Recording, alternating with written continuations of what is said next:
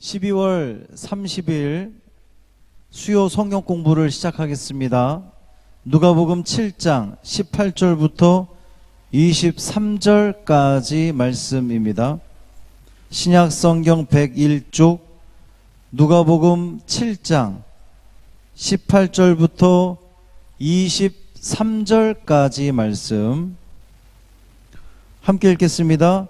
요한의 제자들이 이 모든 일을 그에게 알리니 요한이 그 제자 중 둘을 불러 주께 보내어 이르되 오실 그이가 당신이 오니까 우리가 다른 일을 기다리오리까 하라 하매 그들이 예수께 나아가 이르되 세례 요한이 우리를 보내어 당신께 여쭈어 보라고 하기를 오실 그이가 당신이 오니까 우리가 다른 일을 기다리오리까 하더이다 하니 마침 그때에 예수께서 질병과 고통과 및 악귀 들린 자를 많이 고치시며 또 많은 맹인을 보게 하신지라.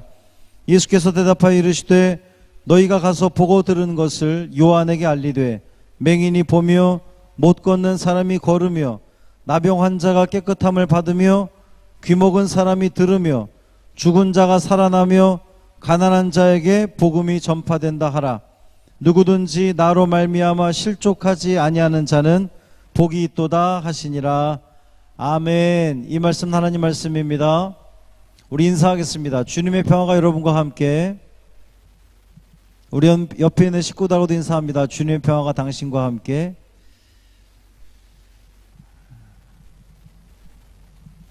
거의 수요 성경 공부는 혼자 보시는 분들이 많은 것 같아요. 그래서 옆에 분과 인사하라고 할 때에 그렇죠. 그래도 기대하는 마음으로 모든 식구가 함께 예배드리는 것을 기대하는 마음으로 인사는 그렇게 하도록 하겠습니다. 올해의 마지막 수요 성경 공부고요. 이제 내일이면 올해의 마지막 날입니다. 이 저녁에도 주님의 말씀을 삼아요 또 이곳에 나온 여러분 모두에게 하나님의 크신 은총이 또 사랑이 또 깨달음의 은혜가 충만하기를 주님의 이름으로 축원합니다. 수요 성경 공부를 이제 현장에서 진행할 때는 제가 이렇게 여러분들께 유인물을 나누어 드리는데 가정에서 할 때는 그것이 어려우니 계속 이 시간을 들었던 분들은 아마 노트와 펜을 준비하고 앉아 계시지 않을까 그렇게 기대해 봅니다. 얼마나 그렇게 하실지 모르겠지만 기대해 보는데 노트를 가져오시고 잠깐 멈추고 혹시 안 그러신 분들이 있으면 노트를 가지고 또 펜을 가지고 기록을 해가면서 생각하면서 그래서 이 말씀이 그냥 들려지는 말씀이 아니라 우리가 곱씹고 곱씹어서 잘 소화가 돼서 세상을 향해서 이 말씀이 나가는 전해지는 그러한 은혜가 있기를 주님의 이름으로 축원합니다. 누가복음 27강 27번째 시간입니다. 먼저 복습을 해보겠습니다. 지난주 말씀 가운데에 죽은 자를 살리신 예수님께서 나를 살게 하십니까? 제가 이 질문을 드리고 싶어요. 죽은 자를 살리신 예수님께서 오늘 나를 살게 하십니까? 이 나를 살게 한다고 하는 그 살게 하냐는 질문에는 사실 요즘 이 코로나 시대 이후에 우리가 1년 내내 아주 큰 어려움 가운데 고통 가운데 지내고 있는데 많은 성도들이 또 국민들이 정말 죽지 못해 산다 뭐 이런 이야기를 하는 소리들을 굉장히 많이 들었습니다. 어쩌면 예수님이 아니었다면 우리에게 신앙이 아니었다면 난 벌써 죽은 몸이다 이렇게 생각이 되는 분들이 굉장히 많을 것이라 여겨집니다. 여러분의 고백을 한번 써보면 좋겠어요. 예수님께서 나를 살게 하십니까? 자, 도입을 위한 글을 하나 소개해 드리겠습니다. 어떤 분이 쓴 글인데요.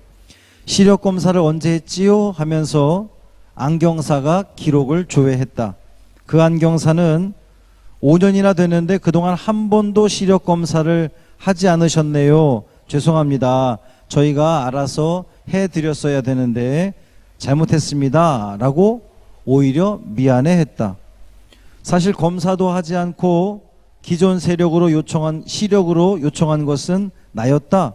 종종 시력을 검사해서 그 상태에 맞는 렌즈로 교체했어야 마땅하지만 검사를 하지 않고 잘 보이니까 라는 아니란 생각으로 5년 동안 검사를 미뤄왔다. 5년 동안 안경테는 바꿔도 렌즈는 같은 것을 끼고 살았다. 내 눈에 렌즈를 맞춘 것이 아니라 내 생각에 렌즈를 맞췄던 것이다. 이처럼 마음의 렌즈 역시 매일 혹은 집중적으로 점검해야 세상을 바르게 볼 수 있다. 항상 마음의 렌즈를 점검하는 자세를 갖는 우리가 되도록 해야겠다라는 글입니다. 도입을 위한 질문을 한번 드려볼게요. 당신은 마음의 렌즈가 삶의 방향을 결정한다는 것에 대해 어떻게 생각합니까? 여러분 어떻게 생각하십니까? 이 마음의 렌즈가 우리 마음 속에 있는 그 렌즈가 우리의 삶을 결정한다. 여러분 동의가 되십니까? 아니면 동의가 안 되십니까? 여러분 이 말에 대한 여러분의 생각을 한번 좀 적어 보십시오. 인생살이 마음먹기에 달렸다 이런 이야기들은 우리가 흔히 하는 말들입니다. 사람이 살아가면서 어떤 마음을 가지고 어떤 시선으로 세상을 바라보고 어떠한 그 상황을 바라보느냐에 따라서 우리 인생이 분명히 달라진다고 저는 그렇게 믿습니다. 두 번째 질문, 당신은 마음의 렌즈를 어떤 방법으로 얼마나 자주 점검합니까? 아마 대부분의 분들이 1번 질문에서 마음의 렌즈가 우리의 삶에 분명 아주 중요한 그 영향을 끼친다고 동의를 했을 텐데, 그렇다면 이 렌즈를 그냥 방치해 두어서는 안 될 거잖아요. 렌즈를 자꾸만 닦아주고 또 관리를 해 주어야 올바로 볼 수 있지 않겠습니까? 그 렌즈 관리를 얼마나 자주 하고 있냐라고 하는 질문이에요. 좀 전에 읽었던 그 이야기처럼 혹시 우리가 이 내 마음의 렌즈를 점검하는 것에 있어서 5년이나 된 것은 아닌지, 혹은 1년, 혹은 한 달, 몇 달 된 것은 아닌지, 바라기는 매일매일 말씀을 통해서 여러분의 이 렌즈를 닦아내시기를 바랍니다. 깨끗이. 그렇잖아요. 저도 하루에도 몇 번이나 안경 이 렌즈를 닦는데 그냥 안 닦고 방치하면 잘 안 보여요. 똑바로 볼 수 없습니다.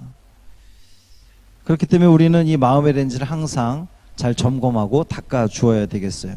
자, 본문 읽기 들어갑니다. 본문의 내용 확인.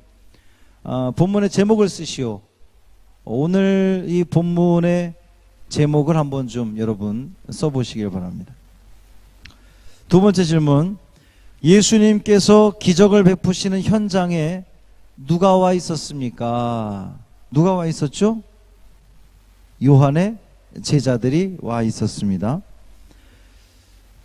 3번, 요한은 예수님을 처음 만났을 때 무엇을 확신했습니까? 이제 오늘 본문에 없는 이야기입니다만 여러분 성경을 한번 찾아보세요. 요한복음 1장 29절부터 30절 말씀입니다. 요한복음 1장 29절 30절 말씀.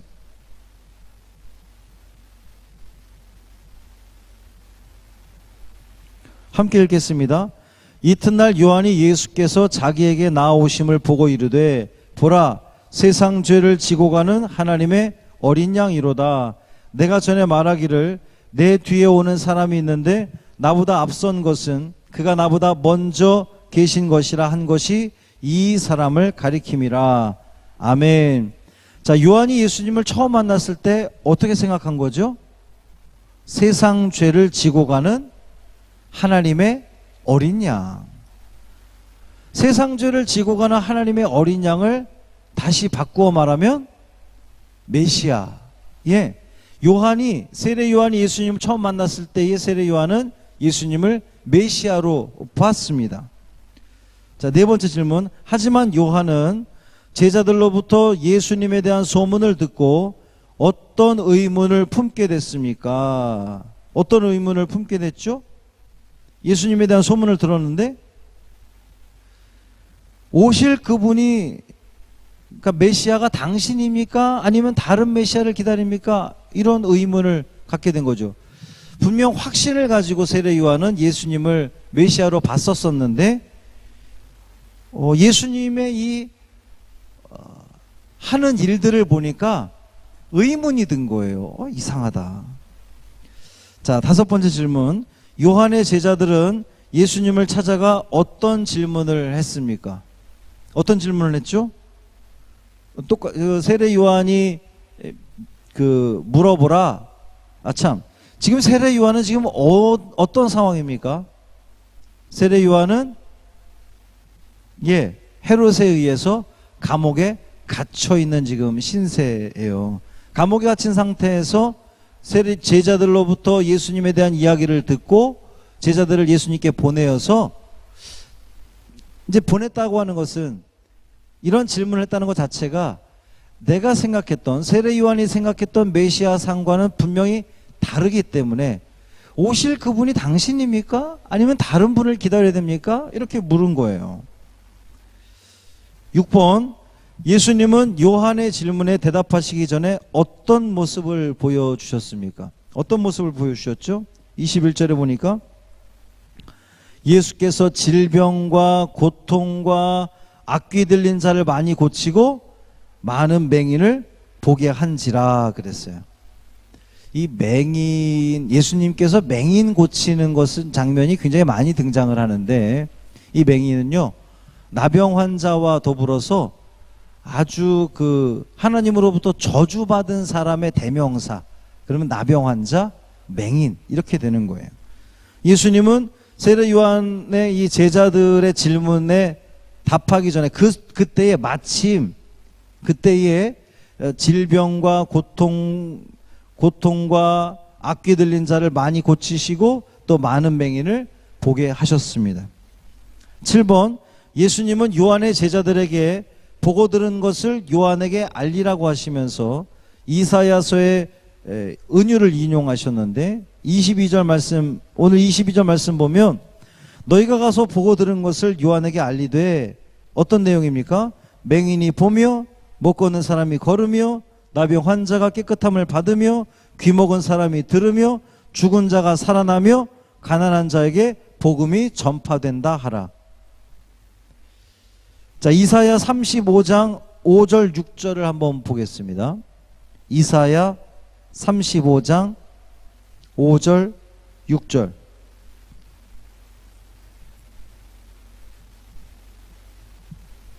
이사야 35장 5절 6절 함께 읽겠습니다. 그때에 맹인의 눈이 밝을 것이며 못 듣는 사람의 귀가 열릴 것이며 그때에 저는 자는 사슴같이 뛸 것이며 말 못하는 자의 혀는 노래하리니 이는 광야에서 물이 솟겠고 사막에서 시내가 흐를 것이라. 언제 그렇다는 거예요? 메시아가 오는 그때가 오면, 메시아가 오면 맹인의 눈이 밝을 것이고 못 듣는 사람의 귀가 열릴 것이고 저는 자가 뛰게 될 것이고 말 못하는 자가 말하게 될 것이고 사막에 시내가 흐를 것이라. 지금 오늘 본문의 22절에 나온 그 내용과 같은 내용을 지금 소개하고 있어요.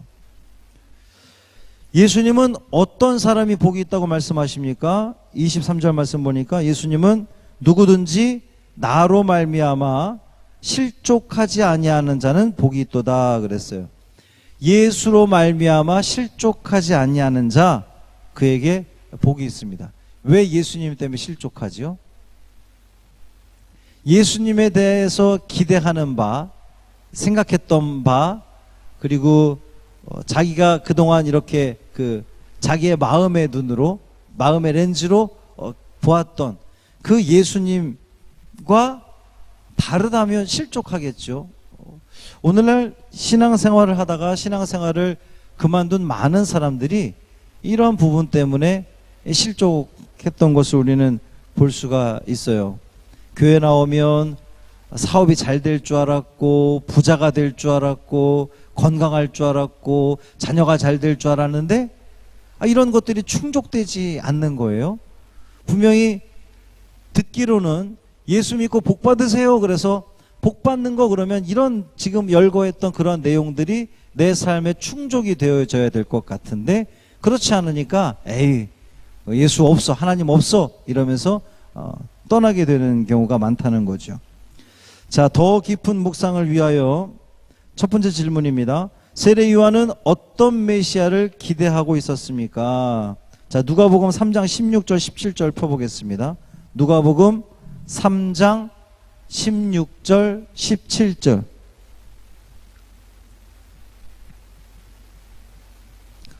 함께 읽겠습니다. 요한이 모든 사람에게 대답하여 이르되 나는 물로 너희에게 세례를 베풀거니와 나보다 능력이 많으신 이가 오시나니 나는 그의 신발끈을 풀기도 감당하지 못하겠노라. 그는 성령과 불로 너희에게 세례를 베푸실 것이요 손에 키를 들고 자기의 타작마당을 정하게 하사 알곡은 모아 곡간에 들이고 쭉정이는 꺼지지 않는 불에 태우시리라. 아멘. 자, 세례 요한은 메시아를 어떤 메시아를 기대했죠? 한마디로 타작마당을 정하게 하고 알곡은 곡간에 들이고 쭉정이는 불에 던져버리는, 그렇습니다, 심판자 메시아를 기대했던 거예요. 자, 더 깊은 묵상을 위하여 2번, 예수님께서 인용하신 이사야서 그 은유들의 공통점은 무엇인지 한번 찾아보세요.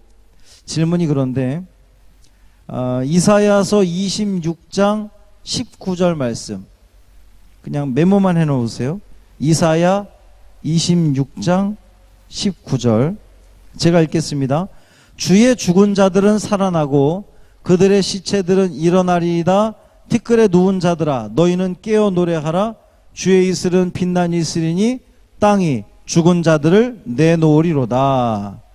자, 이사야 29장 18절 19절 말씀, 이사야 29장 18절 19절 말씀 제가 읽겠습니다. 그날에 못 듣는 사람이 책의 말을 들을 것이며 어둡고 캄캄한 데에서 맹인의 눈이 볼 것이며 겸손한 자에게 여호와로 말미암아 기쁨이 더하겠고 사람 중 가난한 자가 이스라엘의 거룩하신 이로 말미암아 즐거워하리니.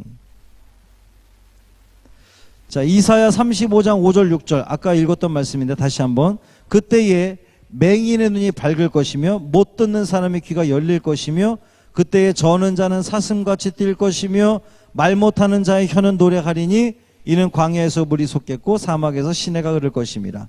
한 군데 더 봅니다. 이사야 61장 1절 말씀, 이사야 61장 1절 말씀 제가 읽겠습니다. 주 여호와의 영이 내게 내리셨으니 이는 여호와께서 내게 기름을 부으사 가난한 자에게 아름다운 소식을 전하게 하려 하심이라. 나를 보내사 마음이 상한 자를 고치며 포로된 자에게 자유를, 갇힌 자에게 노임을 선포하며.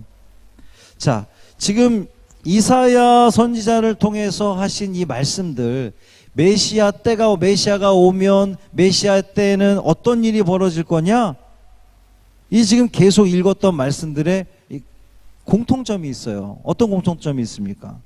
죽은 자들, 못 듣는 사람, 맹인, 가난한 자, 또 맹인의 눈, 못 듣는 사람, 저는 자, 말 못하는 자, 또 61장 1절에도 가난한 자, 마음이 상한 자, 포로된 자, 갇힌 자. 자, 여러분, 이 지금 열거한 사람들이 어떤 사람들입니까? 한마디로 말하면 소외된 사람들이에요. 인정받지 못하는 사람들입니다. 힘이 없는 사람들입니다. 저는 이 표현하기를 결핍의 아이콘, 제가 이렇게 썼어요. 부족함 투성이 있는 사람들입니다. 뭔가를 대단히 소유하고 가지고 건강하고 이런 사람들이 아니라 다 부족하고 아프고 도움이 필요한 사람들. 다시 표현하면 구원이 필요한 사람들, 하나님의 그 긍휼하심이 필요한 사람들. 메시아가 이 땅에 오신 이유가 뭐라는 거예요? 우리로 하여금 잘 먹고 잘 살게 해주는 그러한 메시아를 기다리는 것이 아니라 이렇게 죽은 자가 살아나게 되고 못 듣는 사람이 듣게 되고, 그러니까 누리지 못하는 그러한 그 소외당한 사람들이 그 소외의 자리에서 노임을 받게 되는, 자유케 되는, 해방케 되는, 구원받게 되는 그 일을 위해서 메시아가 오신다는 거예요. 세례 요한은 심판하실 메시아를 기다렸습니다. 물론 충분히 그럴 수 있죠. 로마의 압제 속에서 식민지를 살아가면서, 그리고 이 식민지와 결탁한 유대 종교 지도자들, 그런 그 악한 세력들을 다 심판하실 메시아를 이 요한은 기다렸던 거예요. 하지만 예수님께서 보여주신 모습은 심판자가 아니라 오히려 구원자로 오셨다는 겁니다. 예수님은 질병과 고통과 악귀의 지배를 받는 자들을 해방시켜 주셨다는 겁니다. 맹인이 보며 못 걷는 자가 걸으며 나병이 낫고 먹은 귀가 들렸습니다. 또 가난한 자들에게 복음의 빛이 비춰졌습니다. 세례 요한이 상상했던 것과는 너무나도 다른 그러한 메시아의 모습이었단 말이에요. 이로써 예수님은 세례 요한의 잘못된 메시아관을 고쳐 주었습니다. 이사야서를 근거로 해서 말이죠. 자, 적용 들어갑니다. 적용 1번, 하나님은 어떤 분이십니까? 한번 적어보세요. 오늘 본문을 우리가 쭉 읽으면서 하나님은 어떤 분이십니까? 2번, 당신은 이 땅에서 잘 먹고 잘 살게 해줄 메시아를 기대하고 있는 사람들에게, 그런 사람들이 굉장히 많죠. 어떤 말씀을 전하며 올바른 메시아관을 설명하시겠습니까? 올바른 메시아관. 사실 아까 서두에도 언급을 했지만 그런 그 잘못된 메시아관, 교회관 때문에, 그리스도에 대한 그 생각 때문에 시험 들고 교회를 떠난 사람들이 굉장히 많이 있거든요. 어쩌면 지금도 이 영상을 보고 있는 우리 성도들 가운데도 그러한 마음들이 좀 저기 한켠에 자리 잡고 있는 분들이 있을 수도 있습니다. 나를 그저 잘 먹고 잘 살게 해주실 메시아.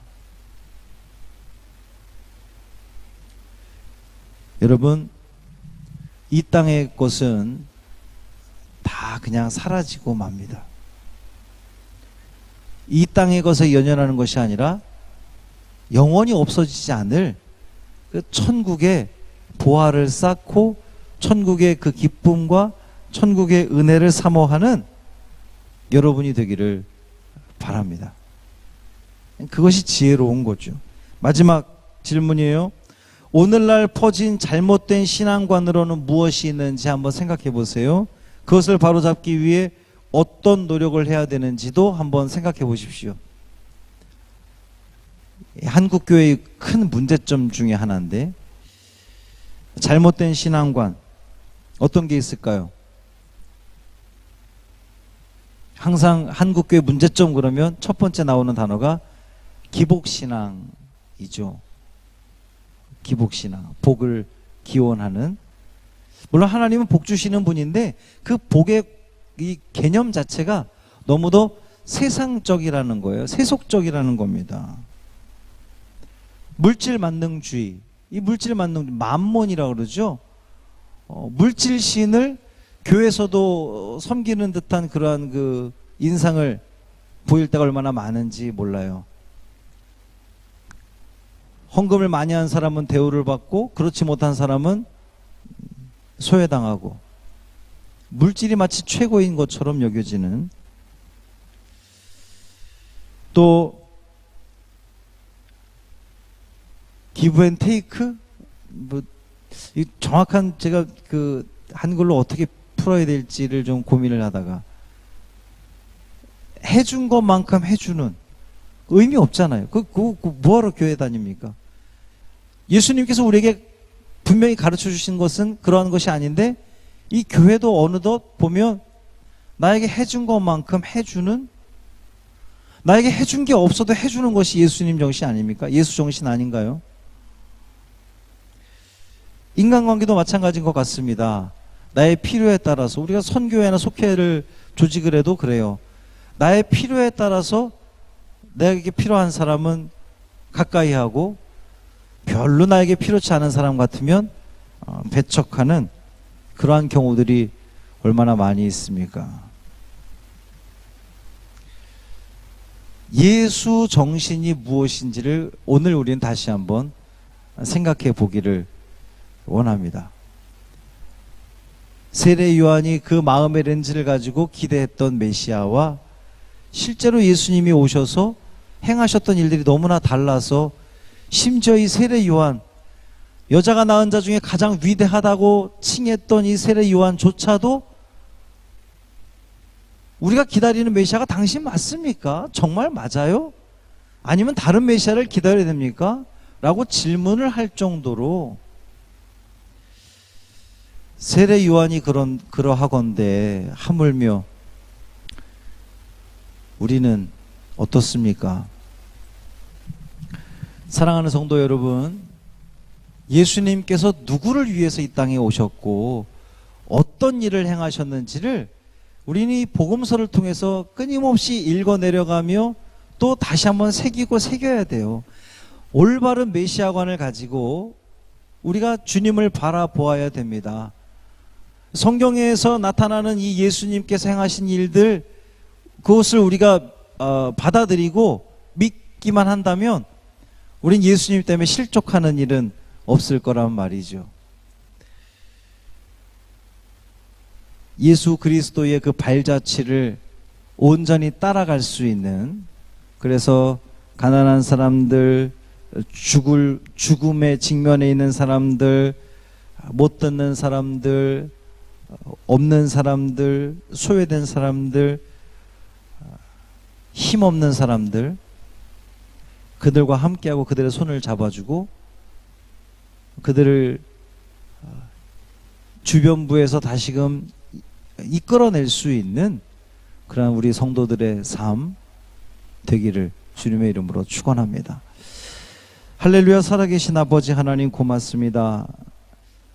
세례 요한이 기대했던 메시아와 이 땅에 찾아오셨던 그 메시아이신 예수님의 그 모습이 너무나 달라서, 기대와 달라서 기다리던 메시아가 당신 맞습니까? 아니면 다른 메시아를 기다려야 됩니까? 라고 제자들을 통해서 물을 정도로 예수님의 발자취는 너무도 파격적이었습니다.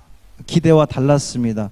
혹 오늘을 살아가는 우리도, 우리가 예수님을 믿는다고 하면서도 이렇게 잘못된 메시아관을 가지고 예수님을 기대하고 바라보는 것은 아닌지 돌아보게 하여 주옵시고, 복음서를 통해서 우리에게 소개하고 있는 그 예수님의 모습, 예수님의 발자취, 예수님이 어디에 관심 갖고 누구에게 관심을 쏟고 있는지를 우리가 깨닫게 하여 주옵시고, 그래서 예수님께서 하신 일들 그대로 따라갈 수 있는 믿음의 성도들 되게 하여 주옵소서. 올 한 해 동안 함께 하신 아버지 하나님, 내년에도 말씀을 통해 우리가 더욱더 무장케 가시고 우리가 그냥 귀로만 듣고 끝나버리는 말씀이 아니라 다시금 새기고 또 새겨서 우리의 삶 가운데 온전히 실천되어지는 말씀들, 그래서 그 말씀을 통하여 우리가 새로워지고 주님께 더욱더 한 발 더 가까이 나아갈 수 있는 믿음의 식구들 되게 하여 주옵소서. 우리 주 예수 그리스도의 이름으로 간절히 축복하며 기도합니다. 아멘.